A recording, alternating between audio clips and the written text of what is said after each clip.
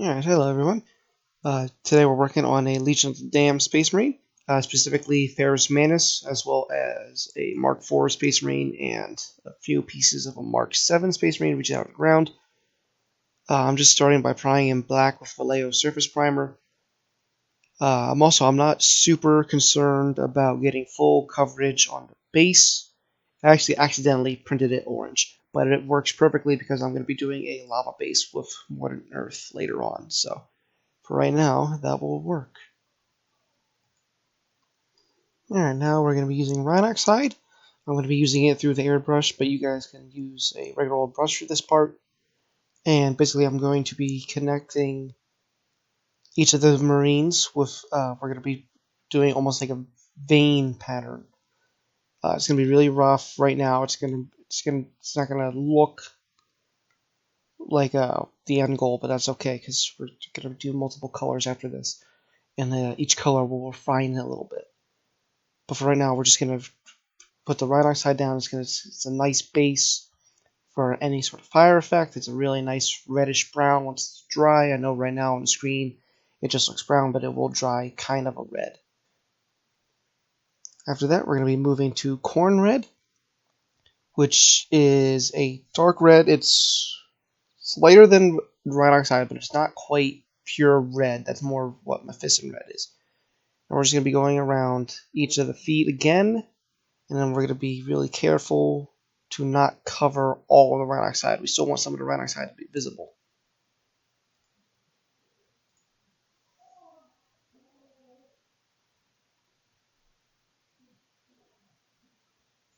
Now that we're done with Corn Red, we're going to move on to Evil Sunz Scarlet. Now we're really going to define the vein pattern I've been mentioning. Unfortunately, I forgot to turn the camera on for that step. I ended up adding it after this. But really the main idea is don't be symmetrical with it, and it almost looks kind of like cobwebs. Almost think of it kind of like a spider web. Just kind of connect each of the marines and kind of do offshoot branches. Really, actually, it really is really more like a tree than it is a spider web. But just make sure you get that pattern in there of the Evil Sunz Scarlet, because that'll really look nice once we add the Modern Earth in the next couple layers. So with Evil Sunz Scarlet done, now we're going to come in with Troll Slayer Orange, and we're just going to paint around the feet again. Make sure you leave some of this Evil Sunz Scarlet showing, and we're also going to paint down the center of the vein pattern. Just make sure you cover around the fire for any fire that's touching the ground, and just the centers. And because this is I thinned the paint down, so it's going to take a few extra layers. It doesn't have the greatest coverage, Troll Slayer Orange, but I think it took 3 layers to get a nice opaque color.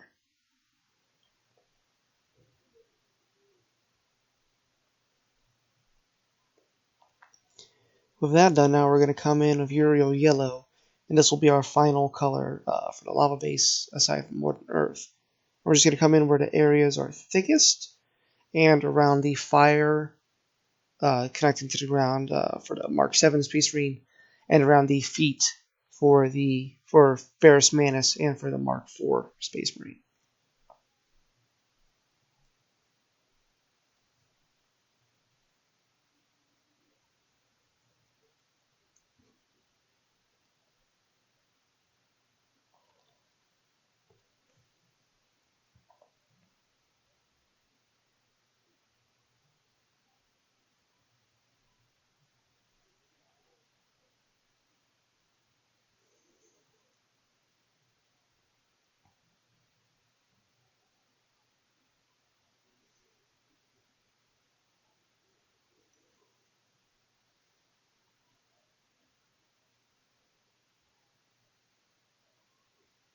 It was right about here I was really regretting not painting this in a sub-assembly.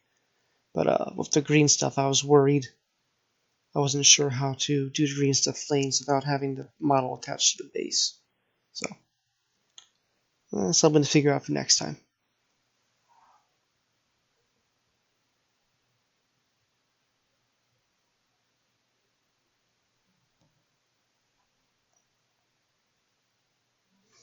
Now before we go and add the modern earth, I do want to clean up the model a little bit. So we're going to go back with our primer, and we're just going to paint anything that is armor plating or handles, anything that isn't fire or trim. If it's trim or if it's the fire, don't worry about it too much. So the trim is going to get painted lead belcher, and the fire we're going to go back with pretty much all the colors we just used. So if there's overspray from the airbrush or a slip of yellow from when I was hand painting, that's fine on the fire because that'll get touched up later.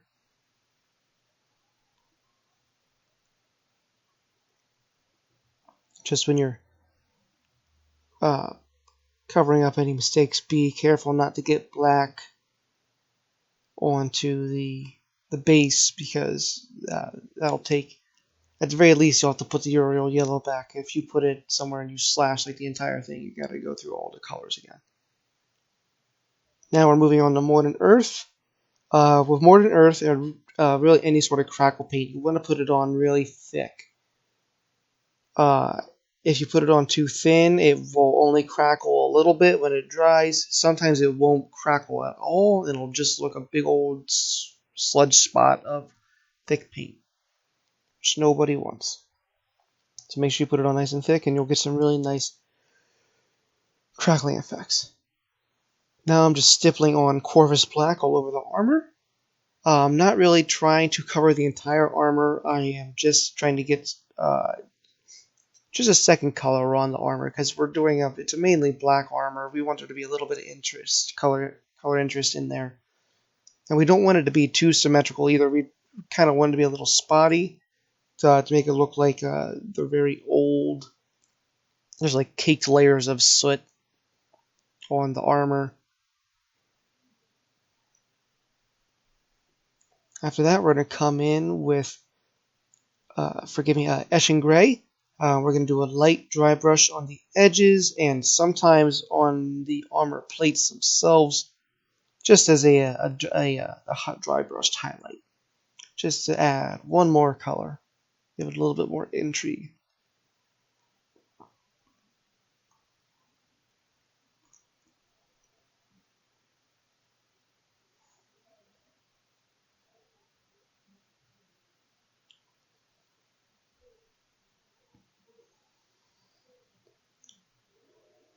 Alright, now we're going to paint the skull. I'm going for a more ashen skull, so we're going to be starting with Administratum Gray.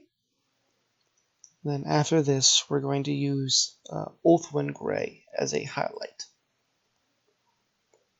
And if you're wondering what brush I'm using, it's just a really small makeup brush.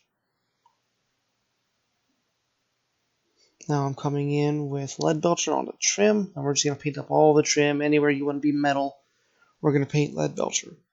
And in this case, I paint the insignias, the Iron Hand insignia, because this is meant to be Ferrus Manus.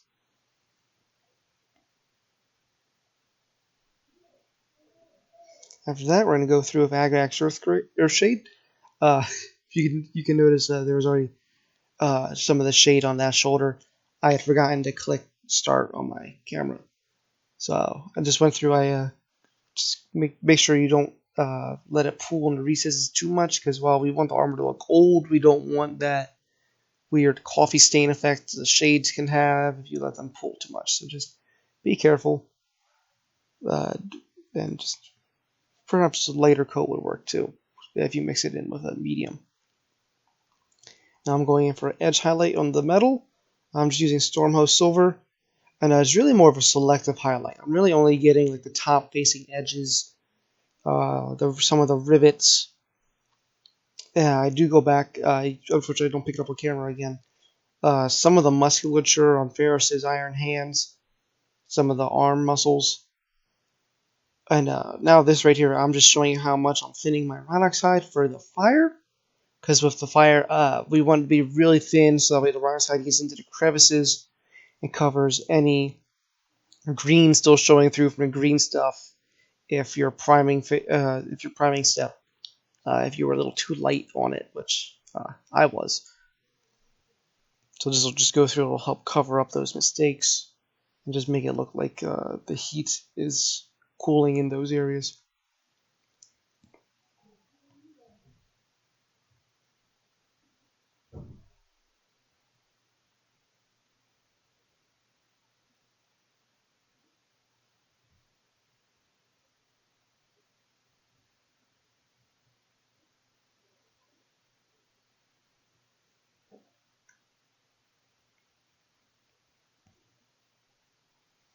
Alright, so now with the fire, we're going to go through and we're going to base pretty much all of the fire in Rhine oxide. On some of the larger licks of flame, I'm going to leave the very tips black just to make it look really cold.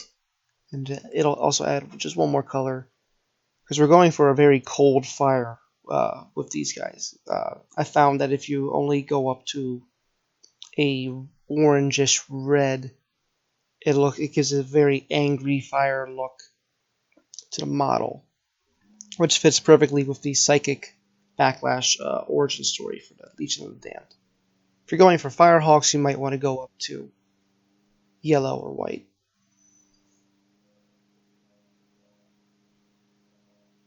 Now we're going to go through and base the flames with corn red. We're going to go 2/3 to 3/4 of the way up the flame because we still want to leave some of that rhine oxide showing. And then in some areas, make sure in some areas you get some of that corn red into the crevices, into the recesses. You don't want to cover all of it because you want some variation, but definitely make sure you get some of it corn red.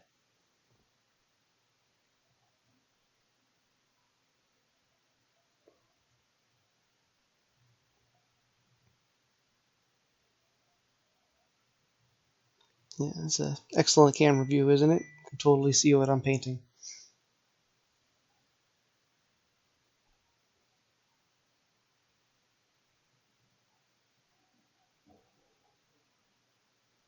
Just be prepared to, if I remember correctly, I moved the camera here and it's going to get real shaky.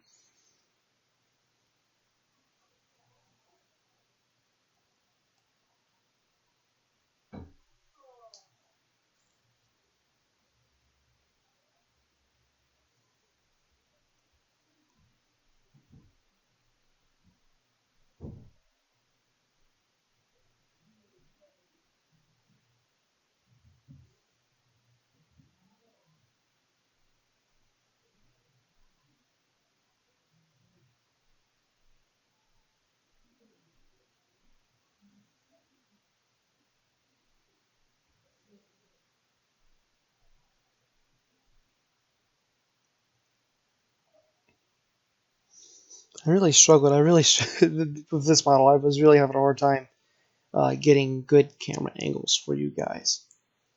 I really should have built this in subsets. I did not take into account the recording process when I was putting this together.